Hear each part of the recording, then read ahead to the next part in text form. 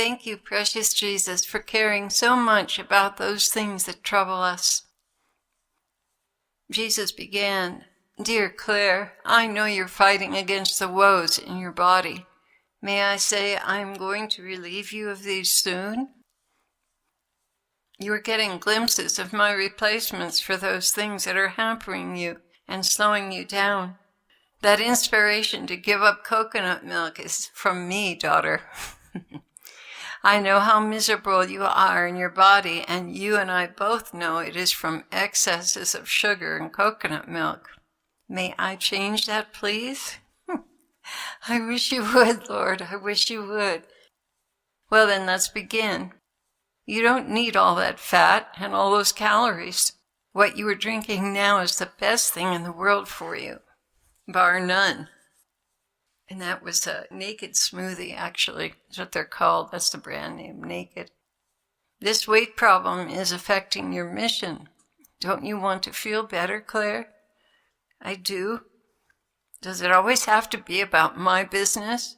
Can't I sometimes speak about the things troubling your heart and mind? Don't you recognize that I'm always concerned for you? And what troubles you troubles me. Do you think I'm some kind of master driving you like a workhorse and caring nothing for your trouble or issues? See, I've exposed that in you, dearest, because you don't want to pass that attitude along to others. I care very much for the things that trouble you during your day. So having said all that, I want to tell my heart dwellers the very same thing. I'm not so wrapped up in the world affairs that I'm oblivious to the things that trouble you during the day. I want you to bring them up to me for my solution. I want you to know I'm right there by your side, concerned for your concerns, and even making provision to extricate you from them. But you never asked me. Now, will you ask me? Will you come to me with the things you know are your fault, that you are too embarrassed to bring up? I'm not going to chide you for them. The most I might say is, I know that much coconut milk wasn't such a good idea after all, huh? And why am I so gentle with you? Because I already know how badly you feel, and I certainly don't want to add to that. It would only make you seek out this bad habit even more to get relief. Okay, so here I've got to make a confession, dear family.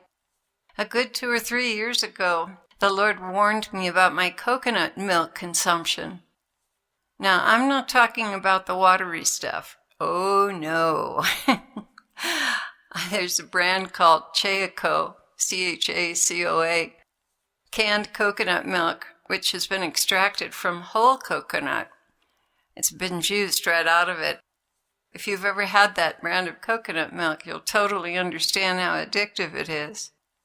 In any case, at that time, I don't remember if it was my angel, the Lord, or a saint from the cloud, but I was pouring it out into the blender and thinking, that sure is a lot of calories and cholesterol. And that thought was just hanging in the air when I heard a voice in front of me and to the right say, Are you sure you want to keep doing this? You know you're gaining weight from it. In contrary to all good sense and obedience, thinking I couldn't find a replacement anyway, I said, yes. Rather firmly, I might add, with a touch of defiance. Yes, I do. I see that now. Rebellion, self-will, and pride right out in the open along with gluttony. So knowing my sinful attitude, I've been reluctant to come to you, Jesus. Well, also, I still like my drinks, but I don't like the fat. Thank you for bringing this up for resolution. Jesus continued, Children, you carry so much on your own shoulders you should have released to me years ago. You should have come to me seeking a solution when the problem began. At that time, I would have worked with you. But you had developed a habit that was not good for you, but brought you some kind of relief, and you weren't willing to give it up. So it got worse and worse and worse. Now you're at the end of your rope. You desperately want a solution. I wish I could snap my fingers and make it all go away. But part of your learning and maturing process is tied up, working through the solution. I want to see you stronger, and only hard work with my grace will cultivate that in you. So for you, Claire, clearly, you're a good 50 pounds overweight, and I want to change that, and I will help you. So let's begin today. No more coconut milk drinks, no more tasty sugary additives. We're going to do something new and different, going back to the old days, when you were more sensible about eating and fasting. By the way, it's very hard to fast when you're overweight. You're lugging around 50 pounds of weight, which requires more calories to carry, so you get entrenched in a vicious cycle. I want you to listen to my voice in your conscience when I speak to you. And that tiramisu in the freezer, give it away.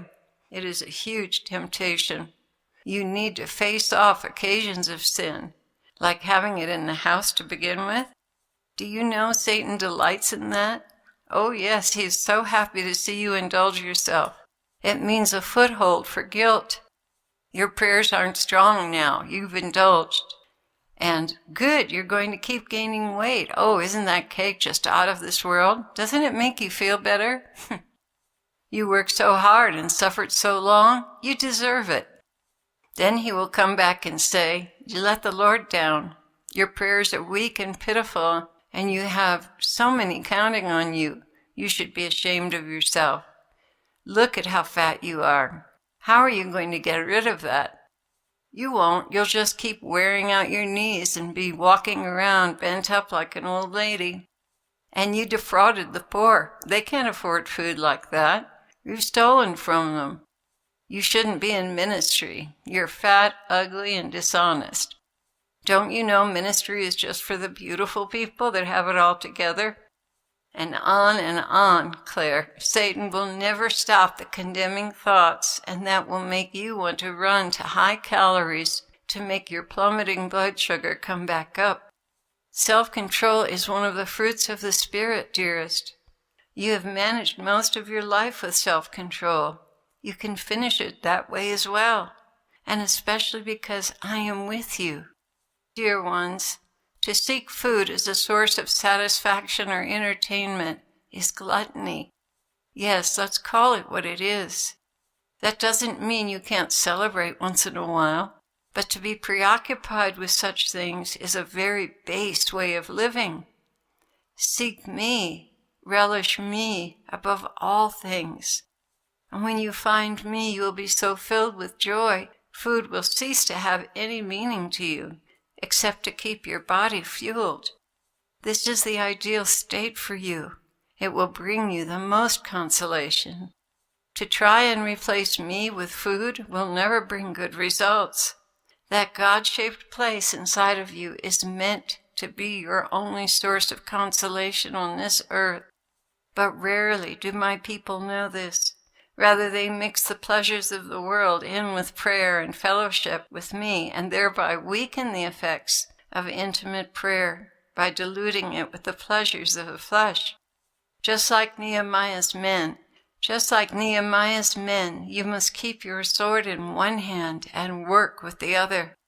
My brides must enter the battle daily, and the devils are highly skilled at teaching you to slough off and get soft. Pamper yourself. It is to their advantage to make you soft. But I am teaching you a better way. Cleave to me for consolations. Run to me when you fall or someone trips you. I'm there with open arms, healing and helping you to overcome self-pity and self-indulgence. The enemy has created a vortex. Self-pity causes you to draw things to yourself and get lost in them. But I teach you to stand back up with a healed heart and continue in the game. So you see, it's much to their advantage to see you fall in this way. My dear ones, my beautiful brides, do you see there is still a ways to go before I can take you to heaven? So I am coming to remedy some of the things that have burdened you.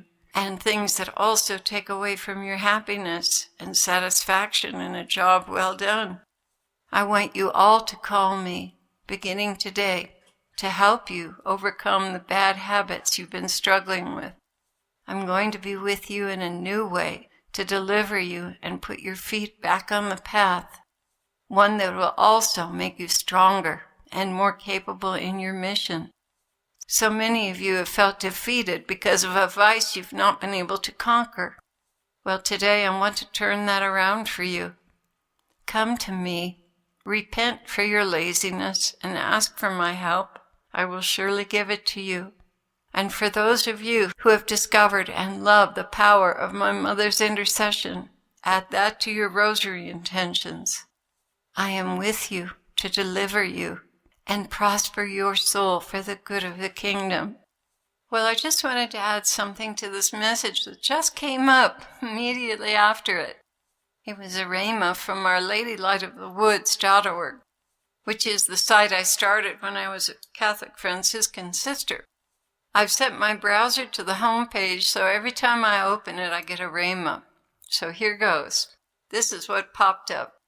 We must either mortify our passions or suffer constant remorse and fear. Wow, what a perfectly right-on word for this message. It reminds me very much of Jacob offering to give Esau a bowl of stew in exchange for his birthright and the right to be recognized as the firstborn. And Esau agreed. He must have been pretty hungry. What tragedy resulted from this carnal decision? Be strong, heart-dwelling family. Let the Lord guide you into freedom with His grace. And keep me in your prayers too. God bless you.